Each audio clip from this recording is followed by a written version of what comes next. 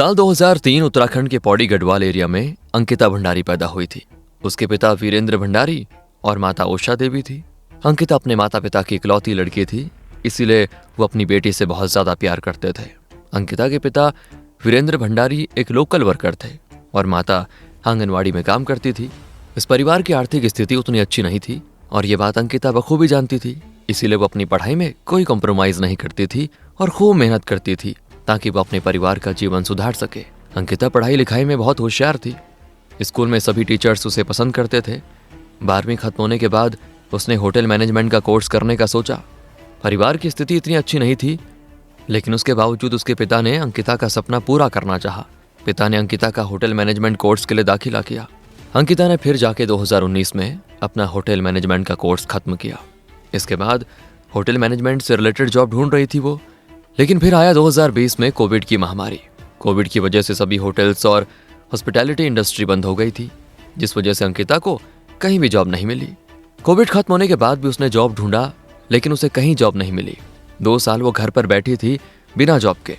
फिर जाके 2022 अगस्त में उसे एक कॉल आया और कॉल वरनतारा रिजॉर्ट से था, जो उत्तराखंड में ही था। वहां उसे रिसेप्शनिस्ट की जॉब ऑफर हुई। वरनतारा रिजॉर्ट के मालिक पुरकित आर्य ने खुद उसे जॉब का ऑफर दिया था। जॉब मिलने के बाद अंकिता बहुत खुश थी। उसका परिवार भी खुश था, क्योंकि उन्हें भी लगने लगा कि उनकी परिस्थिति थोड़ी ठीक हो जाएगी। उसे जॉब और सैलरी ठीक लगी, लेकिन उसे एक बात की चिंता थी कि रिजॉर्ट उसके घर से काफी दूर था, बल्कि वो मेन शहर के अंदर जंगलों में था, तो रोज आना जाना नामुमकिन था। लेकिन उसके बॉस पुलकित ने उसे कहा कि वो वहीं रह सकती है, वो उसे रूम का इंतजाम करके देगा ताकि उसे रोज आना जाना नहीं पड़े और उसके ट्रैवलिंग के पैसे भी बचेंगे। ये सुनकर उसके परिवार और खुद अंकिता ने इस जॉब को एक्सेप्ट कर लिया और उसने उसी दिन जॉब को ज्वाइन कर लिया, यानी 20 अगस्त 2022 को उसने जॉब ज्वाइन की। जैसे ही उसने जॉब ज्वाइन किया, शुरू में सब कुछ सही चल रहा था। अंकिता अपना काम को एंजॉय कर रही थी। अंकिता रिजॉर्ट के स्टाफ मेंबर्स के साथ घुल मिल गई थी।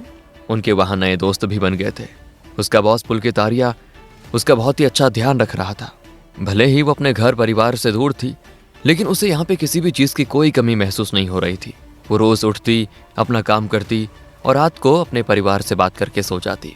उसका ये रूटीन बन गया था। लेकिन फिर एक दिन सब बदल गया।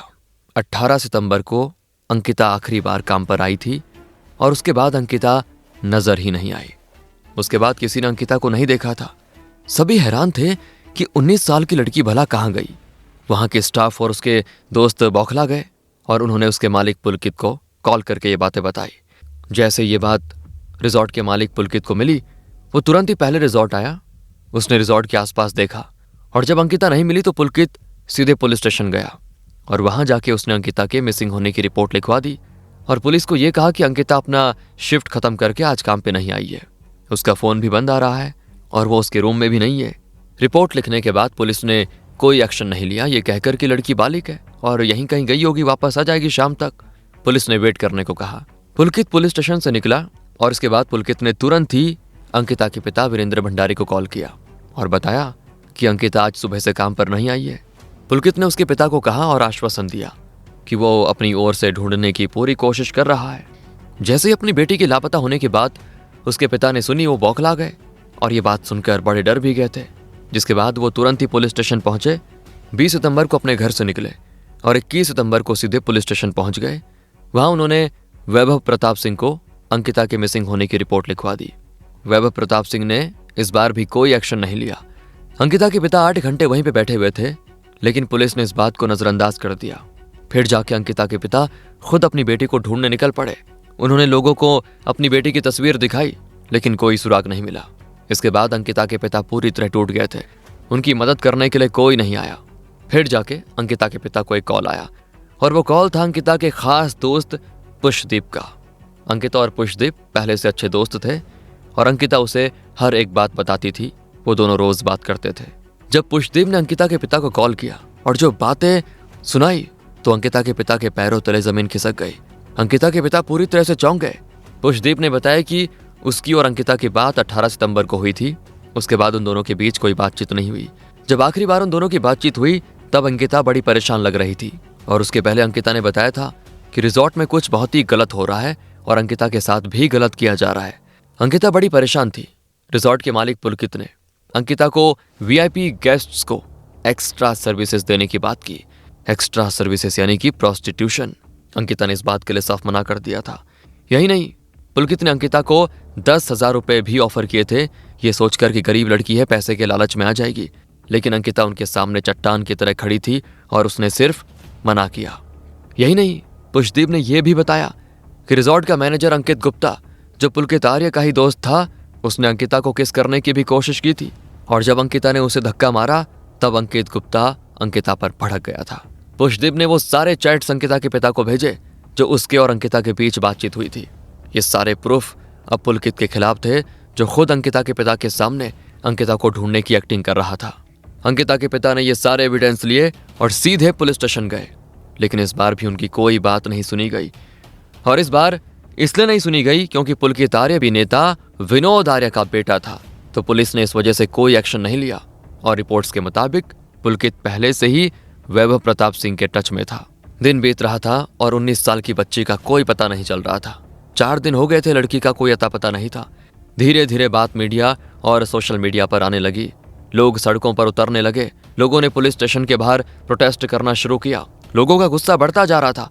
यही सवाल था कि भला अब तक इस केस का कोई नतीजा क्यों नहीं निकला और भला अब तक कोई एक्शन क्यों नहीं लिया गया।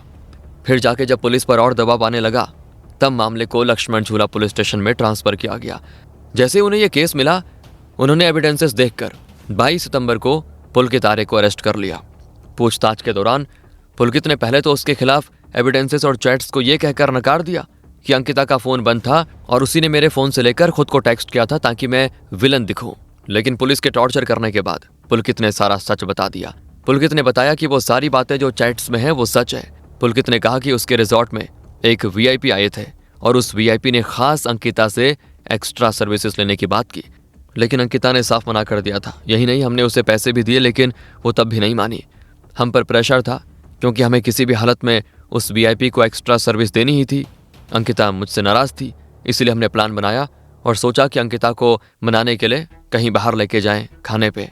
पुलकित ने आगे बताया उसके इस प्लान में उसका दोस्त सौरभ भास्कर और मैनेजर अंकित गुप्ता भी थे। तीनों अंकिता को बाहर लेकर गए और गाड़ी में भी उन्होंने अंकिता को स्पेशल सर्विस देने की बात की। लेकिन अंकिता ने यहां भी मना किया और इस बार वो भड़क गई।